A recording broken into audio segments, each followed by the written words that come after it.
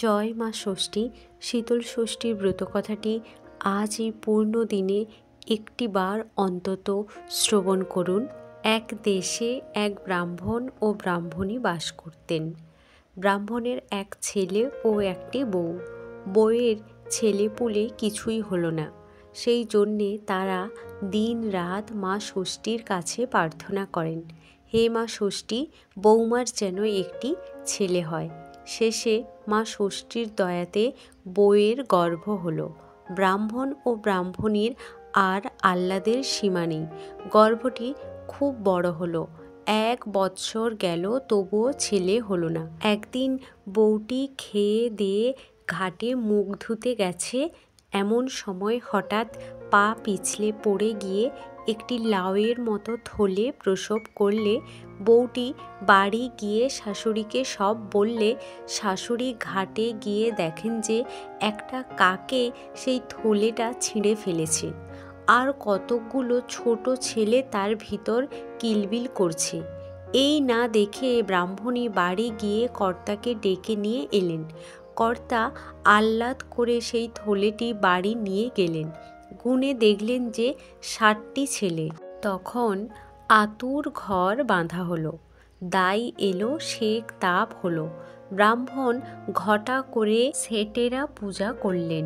তারপর ষষ্ঠী পুজো করে বউকে নাইয়ে ধুইয়ে ঘরে তুললেন। ক্রমে ছেলেগুলি বড় হলো, ঘরে আর ধরে না। ব্রাহ্মণী কর্তাকে বললেন, মা ষষ্ঠীর কৃপায় সেটের 60টি ছেলে হয়েছে।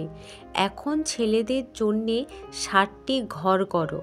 কর্তা ঘর করতে আরম্ভ করলেন। এদিকে ছেলেগুলি বড় হলো, লেখাপড়া শিখলে ক্রমে পইতে হলো। তারপর ঘর হলে যে যার দখল করলে। কর্তা গিন্নির ভারী আহ্লাদ। বড় বাড়ি হলো, 60টি নাতি হলো। এখন তাদের নিয়ে বেশ মনের আনন্দে তারা কাল কাটাতে লাগলেন। একদিন ছেলে বললে, মা, যেমন আমাদের ছেলে ছিল না, তেমনি মা ষষ্ঠী একেবারে এক ঘর ছেলে দিয়েছেন। এরা বড় হয়েছে, এখন আবার এদের বিয়ে দিলে আর এ বাড়িতে জায়গা হবে না। তাই ভাবছি কি হবে, এদের আর বিয়ে দেব না। তখন মা বললেন, সে কি করে, তাহলে যে বংশ লোভ হবে, বিয়ে না দিলে কি হয়? তখন বউ এসে বললে, মা, যদি বিয়ে দিতে হয় তাহলে যে ঘরে একেবারে 60টি মেয়ে পাওয়া যাবে সেই ঘরে আমার ছেলেদের বিয়ে দেব, তা নইলে বিয়ে দেব না। ব্রাহ্মণী বললেন, তবেই হয়েছে। তোমার মতো কে মা 60টি মেয়ে বিয়ে বসে আছে যে তোমার ছেলেদের বিয়ে হবে? দুজনে বুঝি বসে বসে এই মতলব করেছ? ছেলে বললে, এই বেশ কথা মা, একেবারে 60টি মেয়ে চাই, তা নইলে বিয়ে হবে না। রোজ এই রকম নানা কথা হয়। ক্রমে ছেলেগুলি বিয়ের যোগ্য হলো। তখন গিন্নি কর্তাকে বললেন, নাতিরা যে ডাগর হয়ে উঠল, বিয়ে থা দাও। খালি ঘরে বসে থাকলে চলবে কেন, মেয়ে খোঁজো। বৌমা আবার কোট ধরেছেন যে আমার মতো 60টি মেয়ে প্রসব করেছে, তার মেয়েদের সঙ্গেই আমার ছেলেদের বিয়ে দেব, তা নইলে বিয়ে দেব না। কর্তা শুনে বললেন, সর্বনাশ, তাও কি কখনো হয়? তাহলে ওদের ইচ্ছে নয় যে ছেলেদের বিয়ে থা হোক। গিন্নি বললেন, তা এখন খুঁজে দেখতে হবে তো। যখন মা ষষ্ঠী ছেলে দিয়েছেন তখন কনেও ঠিক করে রেখেছেন। তুমি ভাবছ কেন, সব মা ষষ্ঠীর খেলা। দেখবে তিনি বউয়ের কোট ঠিক বজায় রাখবেন। গিন্নির কথায় কর্তা তখন মেয়ে খুঁজতে বেরোলেন। কর্তা এদেশ ওদেশ করে কত জায়গায় খুঁজলেন, কিন্তু কোথাও সেরকম মেয়ে পাওয়া গেল না। একথা যে শোনে সেই অবাক হয়ে যায়। এদিকে মা ষষ্ঠী ব্রাহ্মণকে ঠিক কনেদের দেশে এনে ফেললেন। ব্রাহ্মণ ঘুরতে ঘুরতে এক দেশে গিয়ে দেখেন যে একটি বাঁধা ঘাটে বসে একটি বউ বিস্তর মেয়েকে স্নান করাবার জন্য তেল হলুদ মাখাচ্ছেন। ব্রাহ্মণ তো দেখেই অবাক।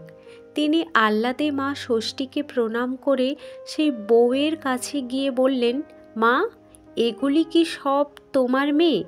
বউ একটু ঘোমটা টেনে বললে, হ্যাঁ বাবা, এত পাপ করেছিলুম যে ভগবান আমায় একেবারে 60টা মেয়ে দিয়েছেন। একে খাওয়াবার পয়সা নেই, তার ওপর আবার কি করে যে বিয়ে থা দেব তাই ভাবছি। এই কথা শুনে কর্তা বললেন, মা, তোমরা কি ব্রাহ্মণ? হ্যাঁ বাবা, ব্রাহ্মণ না হলে আর ভগবান এত দুঃখ কাদের কপালে লিখে থাকেন?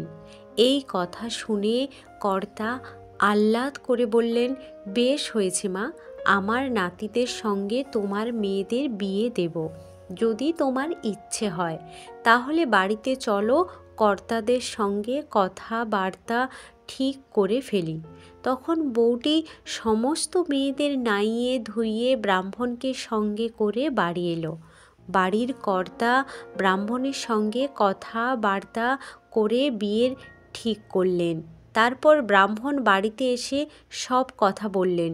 তখন সকলে আহ্লাদ করে যথা দিনে 60টি ছেলের বিয়ে দিলেন। 60টি বউ ঘরে এলো। গিন্নি বললেন, বৌমা যেমন কোট করেছিল মা ষষ্ঠী তেমনি মুখ রেখেছেন। তখন ঘটা করে বাড়িতে মা ষষ্ঠীর পুজো হলো। একদিন ব্রাহ্মণীর কি মতিচ্ছন্ন ধরল, সেদিন মাঘ মাস, শীতল ষষ্ঠীর পুজো। খুব জল হচ্ছে, শীতও খুব পড়েছে। ব্রাহ্মণীর নাত বউদের ডেকে বললেন, আজ আমি ঠান্ডা জলে নাইতে পারবো না, আমার বড় শীত করেছে। আমার জন্য 1 হাঁড়ি গরম জল করো আর 4টি গরম ভাত রেঁধে দাও। আমি এত ঠান্ডায় জল দেওয়া ভাত খেতে পারবো না।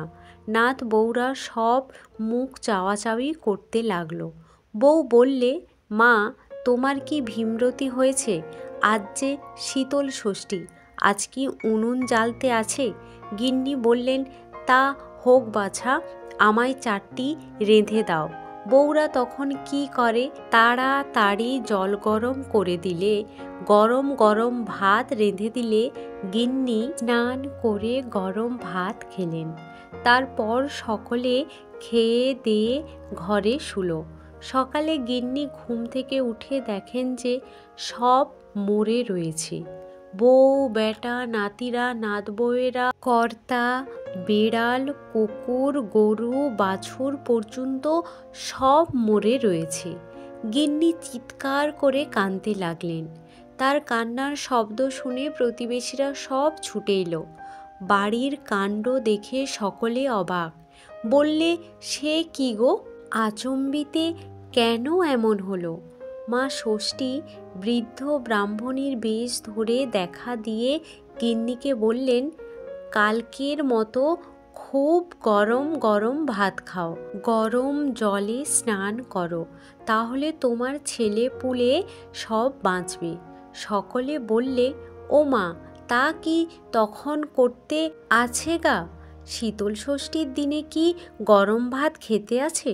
তখন সকলে গিন্নির ওপর রাগ করে বললে, যেমন কাজ করেছ তেমনি এখন মাথা খুঁড়ে মরো। এই বলে সকলে যে যার বাড়ি চলে গেল। তখন ষষ্ঠী বুড়ি রেগে বললেন, তোর নাতি বউয়েরা যে শীতল ষষ্ঠী পেতেছে, সেই ষষ্ঠীর গায়ে যে দই আর হলুদ আছে তাই এনে আগে কুকুরের কপালে ফোঁটা দে, তারপর সকলকার কপালে দে, আর ওই হলুদ ছোপান যে সুতো আছে ছেলে আর নাতিদের হাতে তাগা বেঁধে দে। আর কখনো শীতল ষষ্ঠীর দিন গরম ভাত খাসনে, গরম জলে স্নান করিসনি। এই বলে মা ষষ্ঠী অন্তর্ধান হলেন। গিন্নি গলায় কাপড় দিয়ে শীতল ষষ্ঠীর কাছে প্রণাম করে। সেই দই ও হলুদ নিয়ে আগে কুকুরের কপালে ফোঁটা দিলেন। তারপর ছেলে পুলের কপালে ফোঁটা দিতেই সকলে যেন ঘুম ভেঙে উঠল। তখনই ব্রাহ্মণী কাঁদতে কাঁদতে নাতি নাতবউদের কাছে এইসব ঘটনা বলে ছেলেদের হাতে সুতো বেঁধে দিলেন। কর্তাও যেন ঘুম থেকে উঠল। তারপর তিনি এইসব কথা শুনে রাগ করতে লাগলেন। ব্রাহ্মণীকে বকতে লাগলেন। তখন তিনি খুব ধুমধাম করে মা ষষ্ঠীর পূজা করলেন। এইসব কথা চারিদিকে রাষ্ট্র হলো। সেই থেকে শীতল ষষ্ঠীর কথা পৃথিবীতে প্রচার হলো। দই পান্তা গোটা সিদ্ধ খেয়ে শীতল ষষ্ঠী করতে হয়। সেই দিন গরম ভাত খেতে নেই। জয় মা শীতল ষষ্ঠীর জয়। তোমার আশীর্বাদে যেন সবার সন্তান দুধে ভাতে থাকে। শীতল ষষ্ঠীর কথা এখানেই সমাপ্ত হলো। সকলে ভালো থাকবেন, সুস্থ থাকবেন। নমস্কার।